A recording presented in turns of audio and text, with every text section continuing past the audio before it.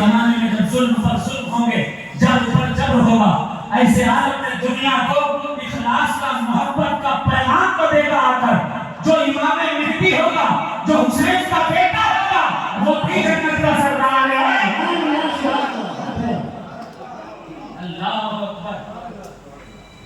تم اپنے پیر صاحب کے جوتے، چپل، کپڑے سر پہ لے کے گھومتے ہو، کہتے ہو حسین کا تعزیہ کندھے پر لے کر نہ گھومو۔ میں کہتا ہوں کوئی گارنٹی نہیں ہے کہ تمہارے پیر صاحب یا تمہارے عالم کا جوتا تمہیں جنت میں لے کر کے چلا جائے، لیکن جو حسین کا تعزیہ اپنے کاندھوں پر لے کر گھماتا ہے، وہ حسین سے محبت کرتا ہے، اور حضور نے فرمایا ہے جو جس سے محبت کرتا ہے اس کا حشر بھی اسی کے ساتھ ہوگا۔ کوئی یزید سے محبت کرتا ہے، وہ یزید کے ساتھ حشر اس کا ہوگا۔ ہم حسین سے محبت کرتے ہیں، ہمارا حشر حسین۔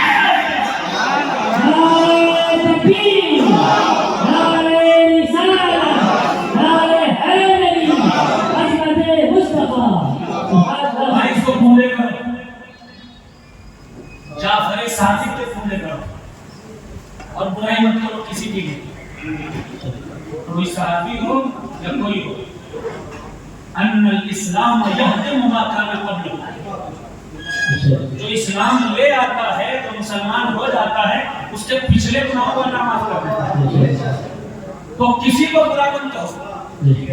جس نے بھی کلمہ پڑھ لیا ہے، حضور کے ہاتھوں پر کلمہ پڑھ لیا ہے، اسے برا مت کرو، چپ رہو، جھنڈے بھی نہیں اٹھاؤ، نعرے بھی نہیں لگاؤ، عرس بھی نہیں مناؤ۔ کہ صدیق اکبر سرکار کا عرس دیکھا ہے کسی کو مناتے ہیں؟ عمر فاروق سرکار کا عرس دیکھا ہے کسی کو مناتے ہیں؟ حضرت عثمان غنی کے نام کا جلوس نکالتے ہوئے کسی کو دیکھا ہے؟ نہیں دیکھا ہوگا۔ لیکن علی کے بغض میں دوسرے صحابہ کو اتنا بلندیاں، اتنی عزت، کہتے ہیں نا کہ دشمن کا دشمن دوست ہوتا ہے۔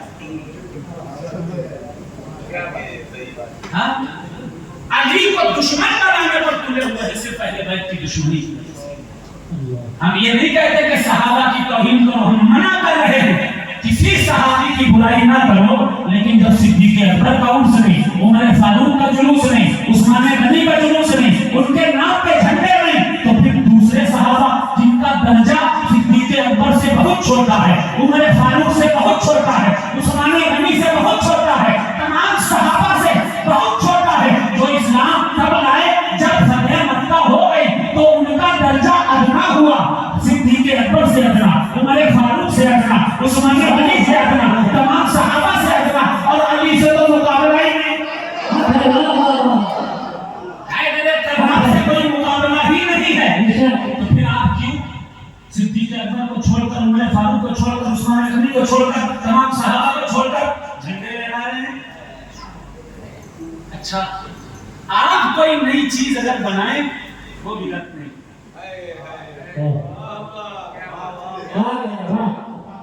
وہ بدعت نہیں ہے۔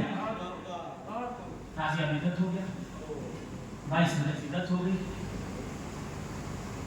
ایک تقریر سنی، کہنے کہ اہل سنت کی کسی کتاب سے ثابت نہیں کہ سیدہ فاطمہ کی تاریخ ولادت کون سی ہے۔ ہمیں لعنت ہے تمہاری ایسی سنت پر جس میں یہ بھی نہ پتا ہو کہ تمہارے نبی کی بیٹی کب پیدا ہوئی۔ یہ کیسی سنت ہے؟ کہاں حضرت علی کب پیدا ہوئے؟ یہ تو کتابوں سے اہل سنت کی ہے ہی نہیں۔ اچھا تو مولا علی پیدا نہیں ہوئے تھے کیا؟ مولا علی دنیا میں نہیں آئے کیا؟ مولا علی ایسے آئے کہ جب آئے ہیں تو بغیر رسول اللہ کو دیکھے اپنی آنکھوں کو بھی نہیں کھولا۔ جب چہرے مصطفیٰ دیکھا ہے تب علی کی آنکھ کو کھلی، آنکھ کھلی، نشان ہے اتنے کردار کی۔ ہم منع کر رہے کسی صحابی کو برا نہ کہو، لیکن علی کے بغض میں کسی بھی صحابی کو اتنا بڑا مت اٹھاؤ کہ لگ رہا ہے کہ ساری کی ساری شفاعت انہی کے ہاتھ میں ہے۔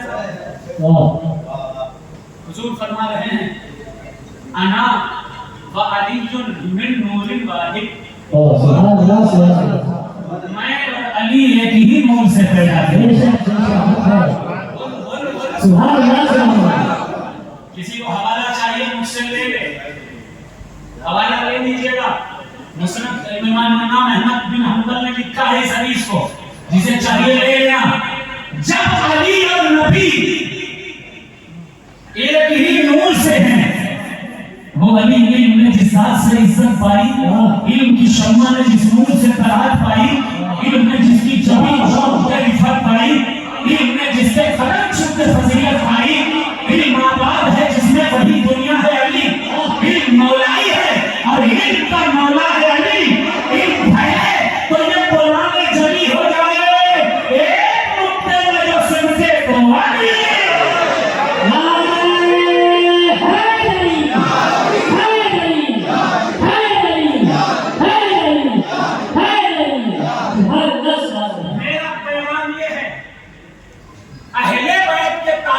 جو کچھ آپ کو آپ کے باپ داداؤں سے ملا ہے, بند مت کرنا. چاہے جتنا کوئی بدعت کہے, جتنا بھی شرک کہے, جتنا بھی گناہ کہے, سمجھ لینا کہ یہ خود گنہگار ہے جو ذکر علی روکنا چاہتا ہے, ذکر فاطمہ روکنا چاہتا ہے, ذکر حسین روکنا چاہتا ہے. یہی ممبئی ہے.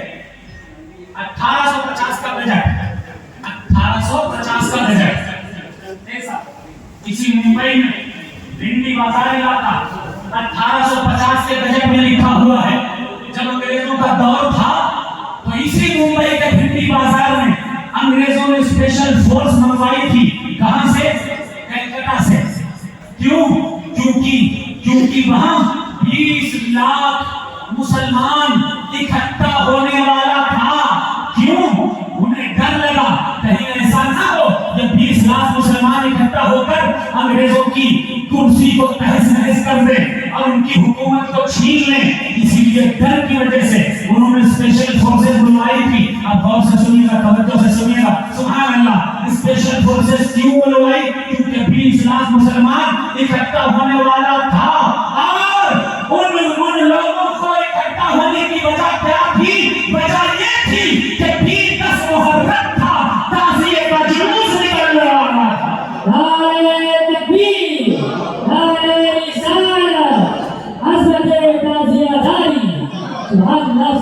توجہ سے میری بات سن لیجیے, توجہ سے سن لیجیے. یہ وہ بمبئی ہے جہاں ہر بچہ تعزیہ دار تھا. بچہ تعزیہ دار تھا, ایک بندہ تعزیہ دار تھا. ورنہ 1850 میں 20 لاکھ مسلمان. بولو سبحان اللہ. ہم محبت سے کہو یا حسین, بولو ہم لگ رہے یا حسین, یا حسین, یا حسین, یا حسین, یا حسین. اتنے تعزیہ دار تھے. ماں صاحب کہنے لگے یہ بدعت, وہ شرک, یہ بدعت, وہ شرک. ارے خود بھی چادر اٹھاتے ہو, خود بھی بزرگوں کے تبرکات سر میں لیے گھومتے ہو, وہ بدعت اور شرک نہیں ہوتا ہے. صرف حسین کا تعزیہ بدعت اور شرک ہو جائے گا. ارے اس سے شیعت بڑھ جائے گی. اچھا ہم تو چلو, ہماری تاریخ تو 1200 سال پرانی ہے, پورے خاندان میں ایک بھی شیعہ نہیں ہوا, پورے خاندان مداریہ میں ایک شیعہ نہیں ہوا. تعزیہ اٹھاتے ہیں, 22 رجب کو پورا مناتے ہیں, 13 رجب کو مولا علی کا جشن ولادت مناتے ہیں. پورے خاندان مداریہ میں ایک بھی شیعہ نہیں ہوا. صاحب آپ کی سوچ غلط ہے, آپ کے اندر بغض امام حسین ہے, ورنہ آپ کے پیر صاحب کا نام آتا ہے تو مچل جاتے ہیں. ہر آدمی اپنے اپنے پیر کا نام آتا ہے مچل جاتا ہے, اپنے پیر کی نشانی پا جائے ابھر جاتا ہے, اور حسین کی نشانی دیکھ لے تو ٹہل جاتا ہے, حسین کی نشانی دیکھ لے تو بدل جاتا ہے. اپنے سینے سے بغض نکالو, اہل بیت کی محبت سینوں میں ڈالو. اگر اہل بیت کی محبت سینے میں بس جائے گی تو جنت کا ٹکٹ کنفرم ہو جائے گا. ہم حمزہ, علی, حسن, حسین, مہدی جنت کے سردار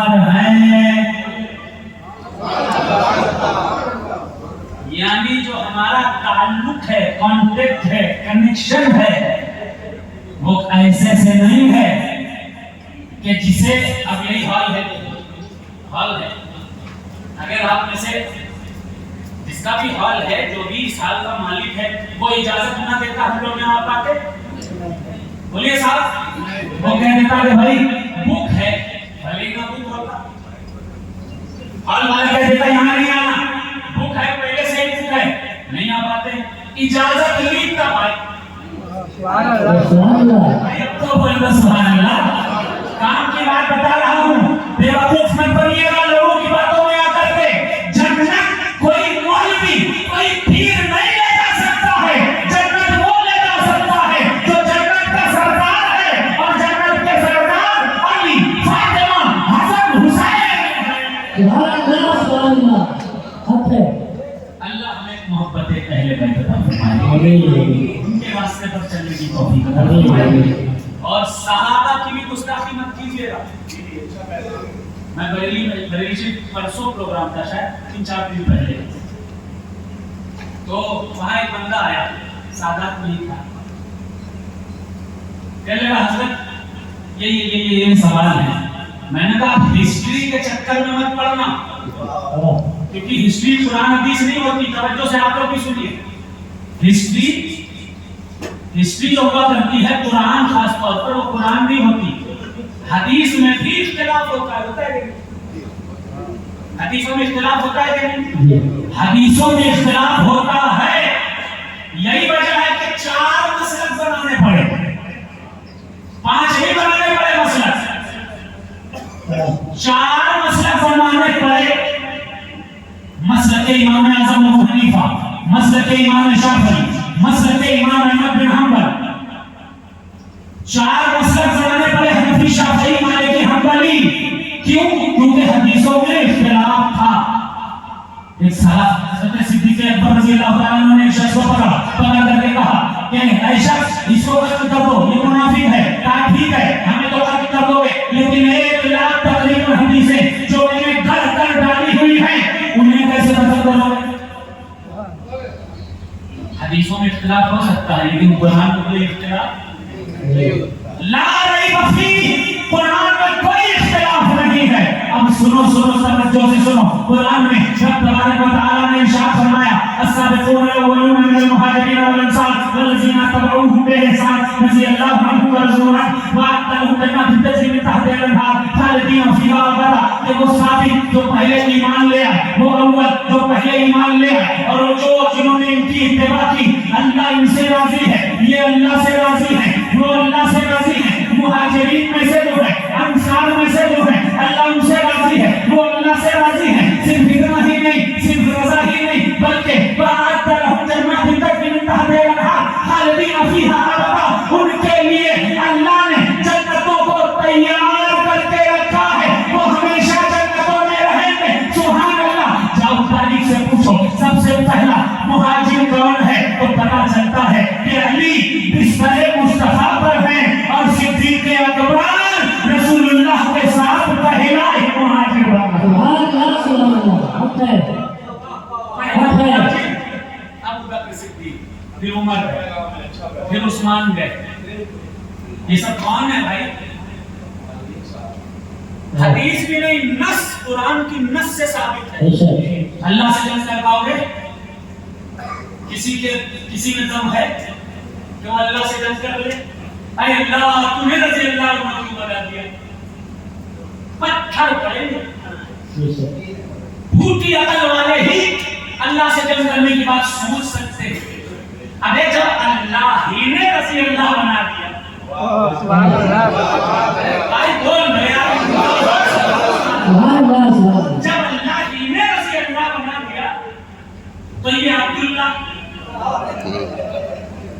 یہ فہیم اللہ, یہ قدرت اللہ, ان کی کیا حیثیت ہے اللہ کے آگے؟ جب اللہ خود صدیق اکبر کو سامی اسماعیل وما فی الغار کہہ رہا ہے,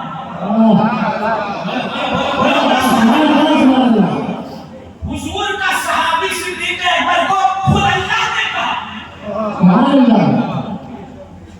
کسی کے پاک میں دم ہے, کہ اللہ سے کہے اللہ تم نے بھی صحابی بنایا, وہ اللہ ہے, وہ مختار ہے, وہ نبیوں کا بھی خدا اس کے آگے؟ بے شک اللہ نے جب انہیں رضی اللہ بنا دیا ہے تو اے عبداللہ اپنی زبان کو خاموش کر لو، چپ ہو جاؤ، جہاں صدیق اکبر کا نام آئے خوش ہو جاؤ، عمر فاروق کا نام آئے خوش ہو جاؤ، عثمان غنی کا نام آئے خوش ہو جائے، عائشہ صدیقہ کا نام آئے خوش ہو جاؤ، کیونکہ یہ وہ ہیں جنہیں رسول پاک سے محبت تھی اور ان سے رسول اللہ کو بھی محبت تھی۔ یہی میسج ہے، صحابہ سے بھی محبت کریں، اہل بیت سے بھی محبت کریں، اور 13 رجب کا اگر جلوس ہو یا ذکر اہل بیت ہو اس میں شرکت کیا کریں، کیونکہ محبت اہل بیت جنت لے جانے کی ضامن ہے۔ باقی کسی کی گارنٹی نہیں ہے، دنیا میں چاہے جتنا کہتا رہے کہ میں لے جاؤں گا، پتہ نہیں قبر میں